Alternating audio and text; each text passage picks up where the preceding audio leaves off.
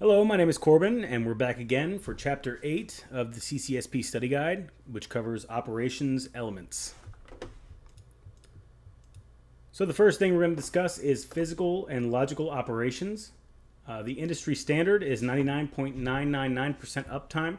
That's known as the 5 nines. So if you're ever questioned with what the industry standard is, just think 5 nines, 99.999% uptime. Now let's talk about uptime and availability. While they are definitely differentiated in the CCSP CBK, normally they are thought of as kind of the same thing. However, I'm going to read to you from the book here. A data center could be providing continuous uptime, but the cloud customer may encounter availability problems. For instance, the customer's ability to connect to the data center may be limited by a failure within the customer's ISP, Internet Service Provider. This would be a lack of availability from the customer's perspective, but not a lack of uptime on the part of the provider. The data center is up, but the customer can't reach it. So that's straight from the book, and that is the difference between uptime and availability as far as the CBK is concerned. All right, facilities and redundancy. So when we're talking about redundancy, we want to take into account physical components, infrastructure, utilities, HVAC, and security controls. So when it comes to physical components, you're going to want redundancy in different aspects of the network when it comes to physical components like switches, hardware, media, things that if they're lost, they'll have a huge impact to operations. This is not just for IT infrastructure, but it's also for any aspect that that supports the functionality of the operation of the data center. So that could be electric and stuff like that. We'll go over each in depth here shortly. So as far as power redundancy, as far as utility providers, the best way to do it is to have multiple providers for redundancy. So that would be if you have two separate electric providers, you can have them both tap in. That way if one goes down, then the other one can support. That is your first line of defense. However, a lot of times that's not possible, especially in rural areas where we like to put data centers. So as far as rural areas, you're going to have one provider that can provide electricity. So that means you're kind of stuck with other options. And even if you do have two providers of electricity for redundancy, you should also have your data center have a generator as well. As far as physical connections to the data center, you're going to need power line redundancy. So that's redundancy in several lines. So if one line gets cut, whether it's through a storm or squirrels or whatever, the other line can provide for you. And that's the same thing for the replication of power lines on the opposite sides of building, because one thing he talked about in the book was the fact that a lot of times when construction's happening, whether it's digging up an old parking lot or things like that, it seems to always be on the side where the line is, and it seems to always cut the line, right? So if you have lines on opposite sides of the building, it's very unlikely that you're going to have construction going on both sides of the building, and therefore if one line gets cut, the other line can pick up the slack. Like I said, it can be construction, squirrels, rats, anything can cut the lines, and it's good to have that redundancy to back it up. Primary and backup power feeds, of course, means things like generators, UPLs that you also need to have. Power conditioning and distribution redundancy. Adjust electricity with power conditioner and distributors. Conditioners are pieces of equipment that adjust the voltage. They include surge protectors to protect from electrical surge, and they ensure the steady electric flow. So in the case of unsecure or moving electric pulses, right? So if you get a little bit of electric and a lot of electric, that kind of thing, this will ensure that electric flow remains steady after it goes past that conditioner. So your electronics aren't being subjected to low and high voltage pulses. Distributors, they go off of distribution nodes. They utilize transformers, and they ensure redundancy in all if possible, or they need to ensure redundancy in all if possible to mitigate single points of failure. So if you have one distributor and the distributor goes down, that means that your whole electric grid goes down for the building, and now you've lost uptime and availability. And as a cloud provider, you can't have that because of the 99.999% uptime requirement as an industry standard, right? So as far as communications and personnel redundancy, we're going to go ahead and talk about that. Okay, so as far as communications, it would be great to have multiple internet service providers if possible. Of course, this is also expensive, right? So a lot of redundancy actions cost a lot of money. So it really depends on what the provider or personnel is able to do. But multiple internet service providers is the best because as far as connectivity goes, if your ISP goes down, then you're toast. There's nothing you can do. That's on their end, and you have to deal with it. So if you have a second ISP who hasn't gone down, they can provide redundancy in that area. The internet service provider may have to build infrastructure specifically for the data center. So we talk about data centers, they like to be in rural areas, right? So a lot of rural areas, like where I live, have really bad internet, So when I upload this video, it's going to take hours upon hours to upload it because I live in a rural area, and the rural areas always have trashy internet. So as far as that goes, the ISP, if they want to have that data center with high connectivity and high speeds, they might have to build a set of infrastructure specifically for the data center. Now we talk about personnel redundancy. So personnel, of course, if you lose personnel, can cause a massive issue, especially if that personnel is actually a high value person who handles a lot of the operations by themselves, or manages operations, right? So in order to mitigate that, you're going to want to do cross training. So those high value personnel, you're going to want to have them train other people to be able to do their job, just in case they get sick, unfortunately pass away, or they just want to leave eventually and go to a better paying job, as always happens with IT jobs. The best way to get a promotion or to get a better paycheck is to change companies, unfortunately. There's more money in acquisition than there is in retention. So cross-training, ensuring that cross-training is a really good way to avoid a lack of personnel redundancy. Of course, personnel redundancy and cross-training is expensive and time-consuming, right? They're going to be taken away from their regular job to train. We need to ensure that all cross-trained staff are engaged in tasks that exercise skill sets to prevent atrophy. So all staff that are cross-trained need to actually perform the tasks that they're cross-trained in every now and again to ensure they don't forget, because after a while you forget everything pretty much. As far as water goes, human health and safety is top priority in all plans, right? So utility redundancy is an important consideration. Water providers are another utility that could be overlooked. They support drinking water, cooling, fire suppression, things like that. If you don't have water for your fire suppression system, well, it's not going to suppress any fires. So water redundancy is important in both personnel redundancy and physical building redundancy. As well, you can have, so in a lot of data centers, you could also have the local water. You could have a well, possibly. Wells are super expensive to build, trust me. Now, if you're a large corporation, that number is not going to hurt you as bad as it would hurt me. But at the same time, they're expensive to build, and they actually have some maintenance costs, and you don't know what kind of water's down there. So I'm getting off track, but what I'm saying is that a well is one option. As far as hauling companies, you can have water be hauled in,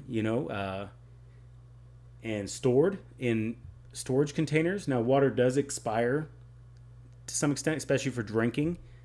So you can have your non-potable water sources, which could be used for things like stopping fires, stuff like that. And you could have marked potable water storage that gets replaced regularly to ensure it's still drinkable.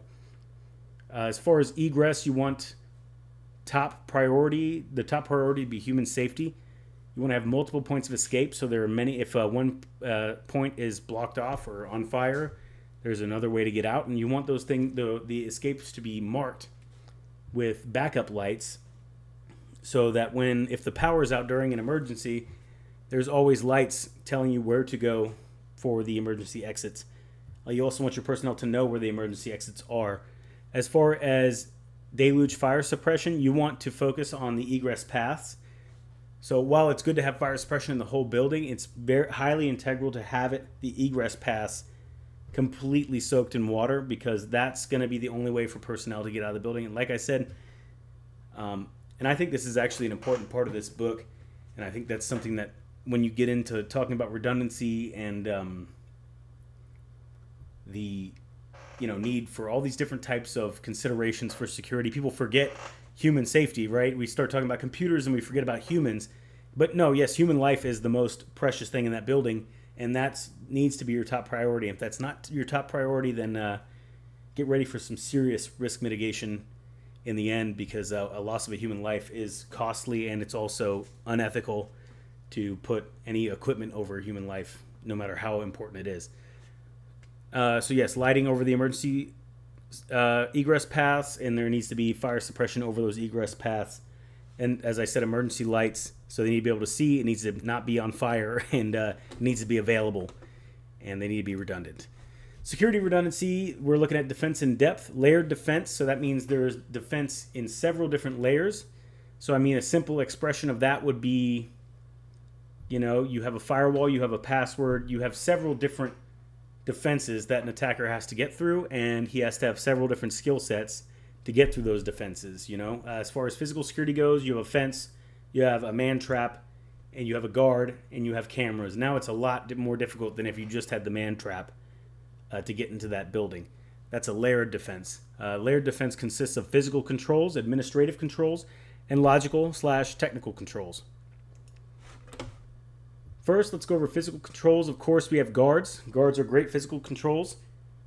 They ensure that personnel are checked as they go in. You can use visitor badges. You can use logs for personnel going in and out. There is definitely some weaknesses to guards. They can be tricked through urban masking, which is where you dress up like a person who belongs there and act like you belong there, and you can walk right past a guard. But these can be handled through training. So physical controls that are very important are guards. Now you have CCTV. This helps back up the guards, so anything the guards miss can be caught on CCTV. Also, anywhere that there are not guards can be watched by a guard through CCTV. And CCTV also collects evidence after an incident to help mitigate any loss after the incident. As far as fence tamper monitoring, if the fence completely monitor it, and if it gets tampered with, it will alert the guards, who will go and respond. Vehicular defense, so that's more worried about like cars driving into your building. Those would be bollards, speed bumps. You could use a snaky driveway. You make that look pretty and look like it's part of the design, when really it's to slow people down, not provide a straight and fast path to the building. Visitor access, like I said, badging, logging, video surveillance will all be good mitigations. Hazardous or vital resources need to be separated. The hazardous resources need to be separated from human for human health and safety reasons. And the vital resources should be separated with a lock to ensure that, and with a camera, so that they can't be accessed very easily to be tampered with. Fire detection and suppression, we talked about that. Those are physical controls. Ensure that fire is detected properly and suppressed quickly. And a sufficient power backup, so those are UPLs, and then backup power supplies as well as power conditioners. Right, so let's talk about the Uptime Institute tiers. This will definitely be on the exam, and I would definitely suggest coming back to this point or screenshotting this right now and studying this well, because you're going to need to know each detail of these tiers, and you're going to need to be able to call it out just on its number, right? So let's go over Tier 1. Tier 1 is the very basic site infrastructure. It requires a UPS. Sorry, I've been saying UPL, but it's UPS.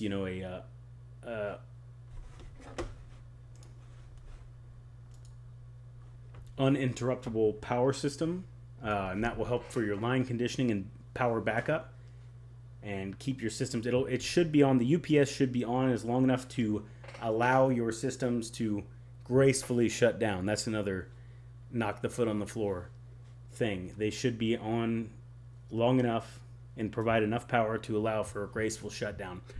There should also be cooling systems for Tier 1, a generator for 12 hours worth of power, and then critical operations must be interrupted for maintenance. So in a Tier 1, it is if there is maintenance, it will cause an interruption in critical ops.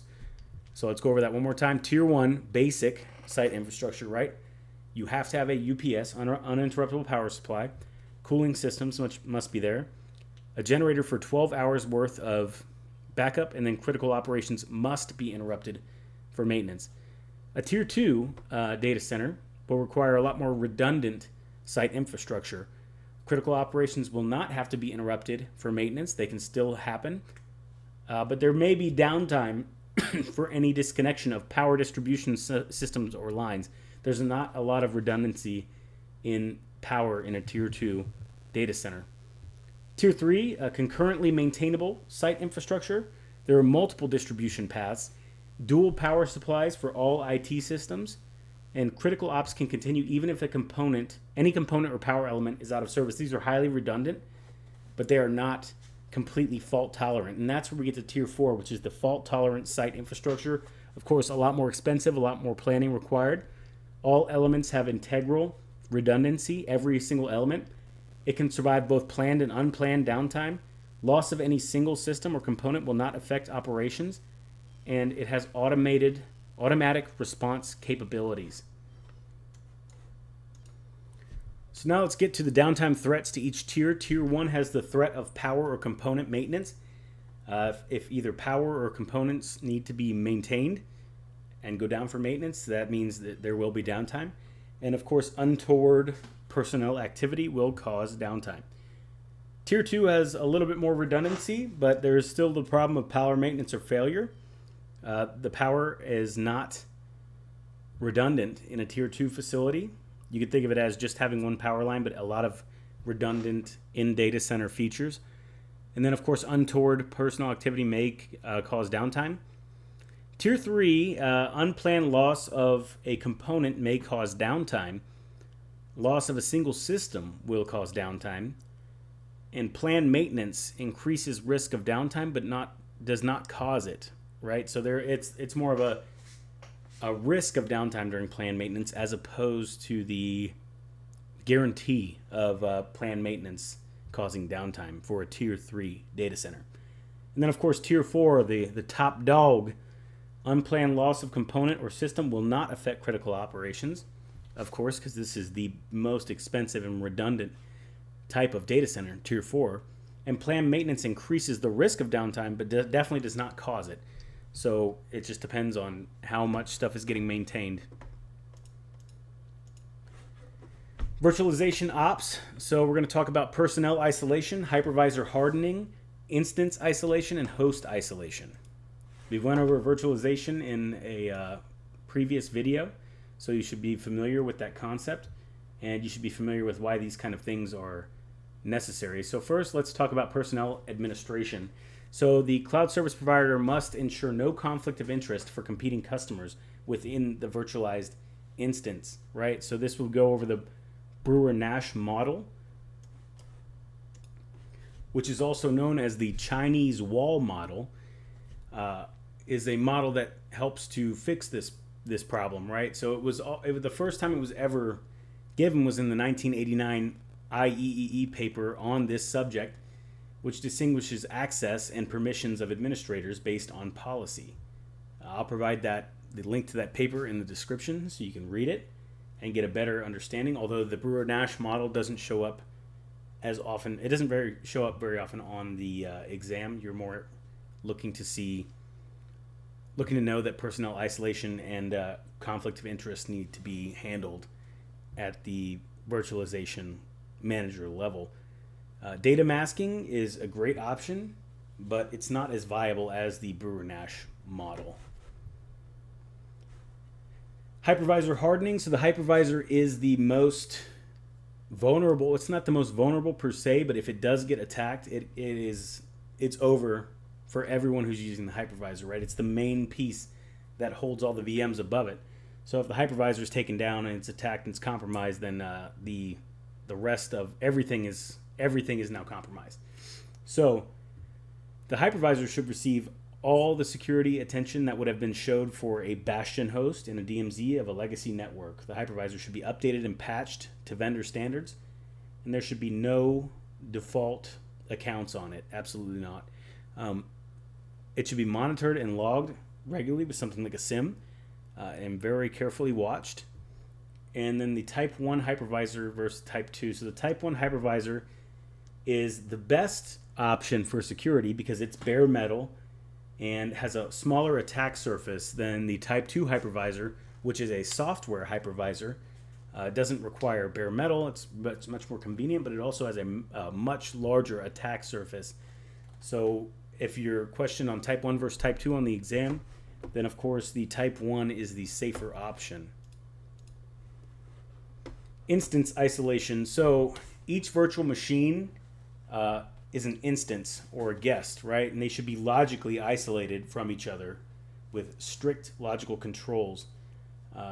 The metadata and raw data must be protected from data leakage, which is where the data sifts out. Somehow one instance gains data from another. You can always sandbox, and you should sandbox controls that are going to be put in place and ensure that they are tested and monitored properly before putting in the live environment. And then once in the live environment, ensure continual testing and monitoring of these controls. And then, of course, there's always the possibility of a guest escape, which is where a user can escalate privilege, such as, or in a way that they can leave the virtual instance and access the actual machine that the host is on itself, whether it's the hypervisor or the actual bare metal machine. So that's always a possibility and needs to be protected against as well as possible. There are known vulnerabilities that allow for this, and they can be mitigated. Host isolation. So we need to separate hosts physically and logically from each other because the possibility of a user on a virtual instance to elevate themselves to the point where they can leave the virtual machine and access the host and other devices is definitely a possibility. We need to minimize connections. So minimize connections to and from the host, and then of course network monitoring for the host.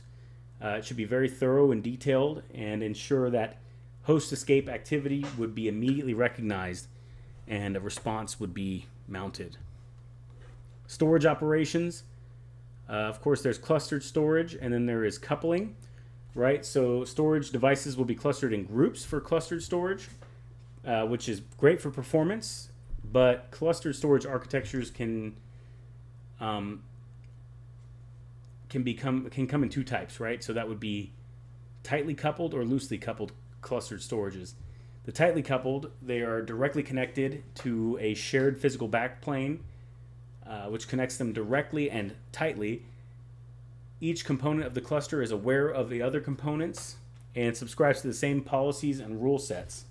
They're confined to a more restrictive design parameter because the devices need to be from the same vendor in order to function properly, usually. It enhances performance as it scales, but the performance of each element is added to overall performance of the cluster, allowing for greater and greater power as it increases in size. And that's Maleslow said that part. A loosely coupled cluster is much more flexible. Each node is independent, and new nodes can be added as they're needed. They're only logically connected and don't share the same physical framework, so they are only distantly physically connected through communication media, which means they are loosely connected, right? The performance, however, doesn't scale for the loosely coupled architecture, but implementation is fairly simple. Volume versus objects. So this is a very important portion. Ensuring we know what a volume storage and object storage is important for the exam. So volume storage, the whole disk space is given to the customer as is, and they pay for the whole disk space, right? This is much more expensive because you have the whole block set aside for you, and you have a whole pretty much partition ready to store things in. It's also referred to as block storage or raw disk storage. So this is the same as having a mounted drive or a partition in a traditional network. The user administrator can install or run programs or simply impose a file system for storing objects. The threats to volume storage. Oh, excuse me. Hold on 1 second here. We'll talk about that here shortly. I got a slide for that. But I'm getting ahead of myself here. other storage that we're going to talk about here are ephemeral storage, which is like a short-term storage per instance, right? And then long-term storage and a CDN, which we'll talk about here shortly. So let's go back over clustered storage and coupling. We talked about it pretty heavily, but I'm going to go ahead and go over it one more time. There's nothing bad about repetition, right? Clustered storage provides better performance, flexibility, and reliability. Tightly clustered, right? So tightly clustered architecture is directly connected and share the physical backplane. Each component is aware of the others. They have the same policy and rule sets. There are restrictive design parameters, and they enhance performance, allow for greater power than other architectures, right? Loosely clustered architectures provide much greater flexibility. Each node is independent of each other, and new nodes can be added as they are needed. They are distantly physically connected to each other, and their performance, however, is not scalable. So tightly clustered, highly scalable, great performance. Loosely clustered, the performance is not scalable, but it's much more flexible, right? So volume versus objects. This is how data is stored within the cloud. Volume storage, as we said, is disk space that's apportioned to the customer and allocated to each guest instance, right? Block storage is what it's also called, or raw disk storage. It can be called that as well. It's like a mounted drive. If you've ever done forensics, you'll understand how a mounted drive works, how partitions work. You can install and run programs and impose a file system for storage, as we said before. Object storage, on the other hand, is data stored in a file system. The customer is given access to the part of the hierarchy they are assigned. It is similar to file storage in a normal network, and the admin is limited to updating, storing, and manipulating files. They can't install or run programs, and it is cheaper because you're just paying for what is stored as you go, as opposed to paying for the whole block, the whole partition worth of storage. So let's go to threats to volume storage, right? Because volume storage is simply drive space, all the traditional data storage threats remain, like malware, accidental deletion, physical disk failure. As far as intermediary threats, man in the middle, and that can occur during the upload or recall of data, right? So threats to object storage, malware risk is reduced for object storage. Parasitical viruses are still a concern. Look at that, and that's special. Loss due to physical disk failure and ransomware attack risk. Ephemeral storage. This is an important one as well. Remember, ephemeral storage. It is a temporary resource for processing. Instance store volumes are stored using ephemeral storage and virtualization. So I'm going to say it again. Instances, their store volumes use ephemeral storage in virtualization, right? It's like RAM for cloud VMs. Threats to ephemeral storage are data loss if a VM instance is shut down or if a physical drive where it is stored fails. Long-term storage. So for long-term storage, this is durable data storage capacity. It's often offered at a low cost and used for backups and archiving. It's not very suitable for production environments. It's not as quick as other forms of storage like ephemeral storage for quick production environments. However, the threats to this form of storage, long-term storage, are insider threat. Of course, it's always a threat. Intermediary attack between the data in transit. A vendor lock-in. So if you have your long-term storage with a vendor and it's proprietary and you want to move, you can't because it's all held in a proprietary format. And then, of course, ransomware is always a threat to storage, no matter what storage you have. So it's repeated here. A CDN is a content delivery network. These are used for large amounts of data that require time-sensitive communications, low latency. That's an example would be like multimedia content, streaming content, stuff like that. These are used to replicate portions of data at a data center to reduce delay and disruption. They're often placed closer to the person trying to access them, and these are used to ensure you can quickly and easily access the content within the content data network or content delivery network. Threats to these are, of course, intermediaries, man-in-the-middle attacks, intercepting data, Insiders, always a threat, and then malware, also always a threat to everything ever in the world. Examples of a content delivery network. This is straight from the book, and this is an important example to really demonstrate what it is. For example, a video content producer in Brussels with worldwide viewership may opt to lease services from a CDN service host, replicating copies of popular videos in data centers located in Atlanta, London, Moscow, Beijing, and Bangalore. When users in these locations request those videos, the data is served from their local data center instead of having to travel all the way from Brussels. That's from Malice Low Ben. Thank you, Ben. Your stuff is great. Now, as far as resiliency, we have RAID, which is a redundant array of independent disks, and then there is a concept that is strictly for the cloud, which is data dispersion. We're going to go over both of these pretty far in depth, right? So as far as RAID, we have a thing here, a visualization here on the left. RAID 0 to RAID 6 and then RAID 10 are also displayed here. This isn't the best visualization, but definitely screenshot it, read it over. You're not going to have much of this on the test. It's more about the concept of RAID itself that you're going to see. But data is stored across various disks using striping for RAID. So if one of the drives fails, kind of like load balancing, right? Then missing data can be filled in with by other drives. So load balancing is the concept where you have several servers, and if one server fails, the other server takes its position. Well, RAID is kind of like that for storage. However, if that one drive fails, then the other drive has been written upon to ensure the redundancy. That's why it's called a RAID system. All right, so there's RAID 0 through 10.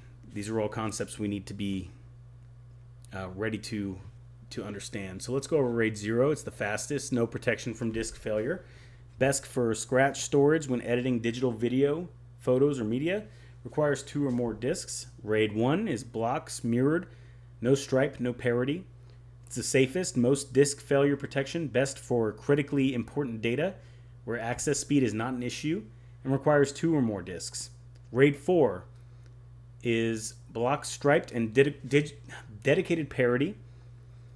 It has a high capacity, fast and safe, best for general use on SSDs, super fast read-write of large files used for video animation, photography, and graphics, requires 3 or more disks.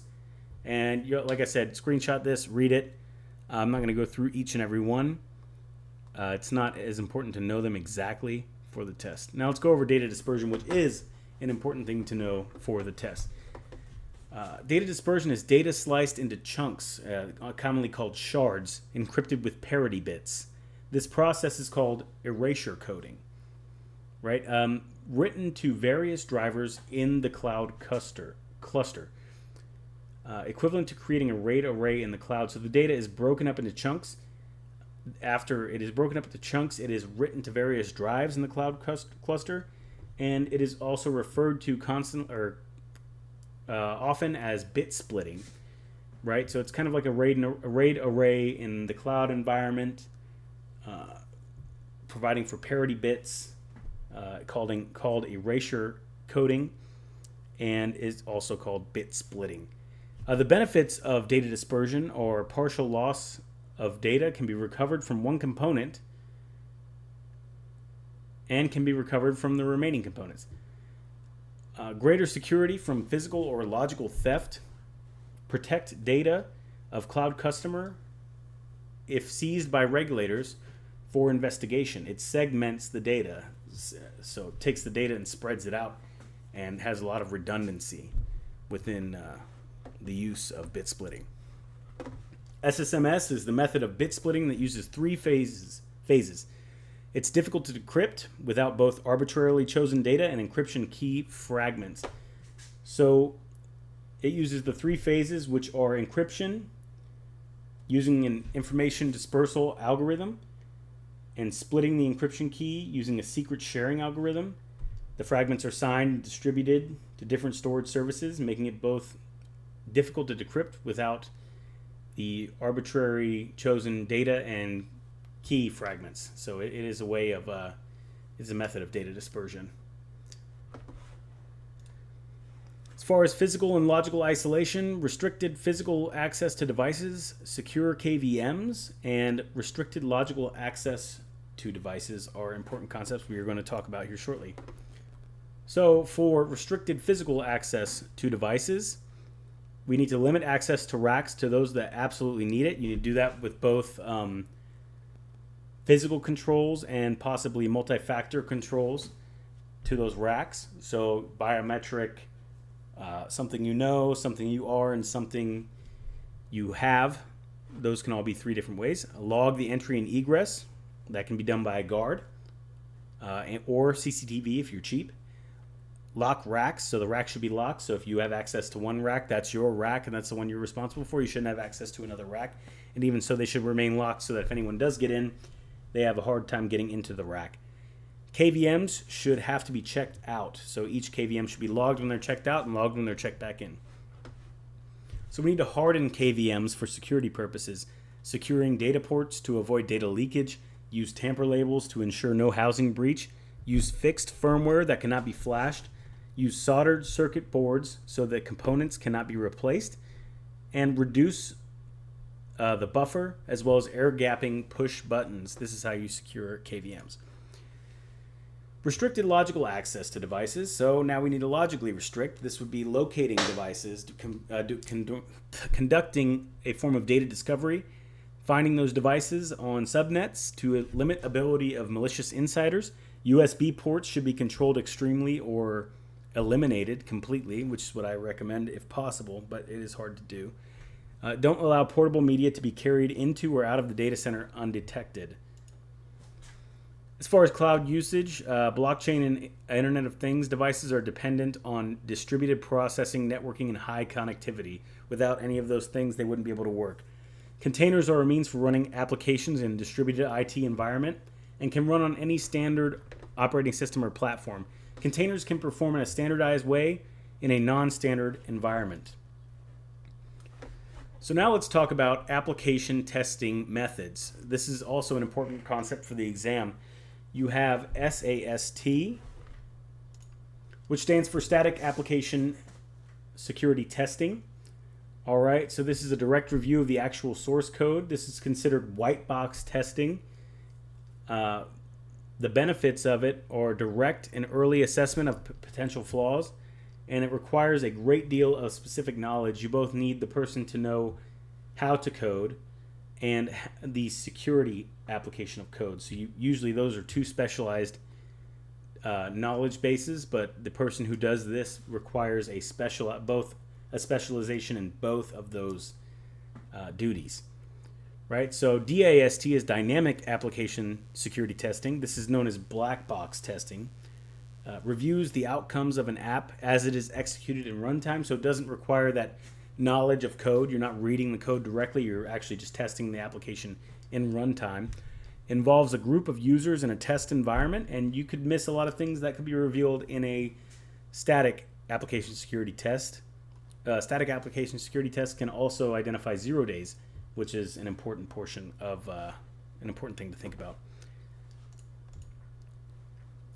It's tried threat model. Hey, we talked about that, didn't we? Well, we're going to talk about it again. So the STRIDE threat model: spoofing, tampering, repudiation, information disclosure, denial of service, and elevation of privilege, right? So if you wanted to go over that, go over the last video, chapter 7, I believe we went over the STRIDE model. Definitely know what you're talking about when it comes to that for the exam. The SOC stands for the Security Operations Center. It is responsible for continuous monitoring of network performance and security controls. Physical access to the SOC should be limited to those who need to be in the SOC and any managerial positions that need to go to the SOC. Data loss protection, DLP, SIM, firewalls, IDS, IPS are all implemented through the SOC. The cloud service provider will most likely have a SOC, hopefully, and the customer may have its own SOC as well. Continuous monitoring, so controls that are implemented must be continuously monitored to ensure effectiveness and to ensure they're being enforced. Determine if security controls are effective through continuous monitoring, and this is done by the SOC, and determining if new emerging threats or risks are dealt with properly. This is done through continuous monitoring and through the SOC. Definitely NIST, their risk management framework, and ISO 27000 are things to review as far as this portion of the exam.